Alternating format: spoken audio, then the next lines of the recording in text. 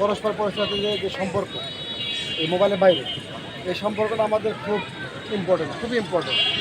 আমাদের ভবিষ্যৎ প্রজন্ম যে সন্তানরা, এই সন্তানরা কিন্তু তাদের কিন্তু ফ্রেন্ড সার্কেল নাই, বন্ধু বান্ধব নাই। এক জায়গায় পাঁচজন বন্ধু থাকলে পাঁচটা মোবাইল নিশ্চুপ। আমরা যখন ছিলাম ছাত্র জীবনে, আমরা কিন্তু পলিটিক্যাল কথাবার্তা বলতাম, সামাজিক কোনো সমস্যা সেটা কথা বলতাম।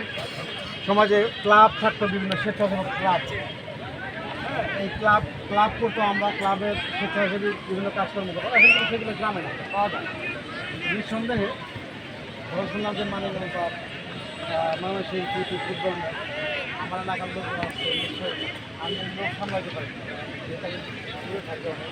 এলাকার লোকের সাথে বিশাল ব্যাপ এই বিভিন্ন প্রকাশ করার পরে চলে আসছি গ্রাম থেকে। এই মাঝখানে বিশাল একটা প্রজন্ম আমাদের রয়েছে, প্রজন্ম কিন্তু আমার সাথে ঠিক আছে, কথা হবে সুযোগ পাইলেই সে সুযোগ এক ঘন্টা পরে হলো। আমি অপ্রত্যাশিত এবং বিনা দাওয়াতে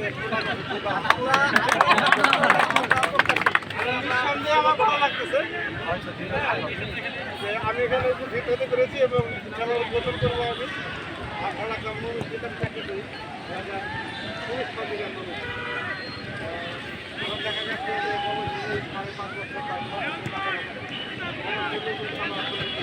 রুমাল্লা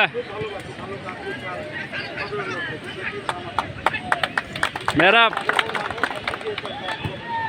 ভালো মানুষ মানিগঞ্জের কিন্তু কোনো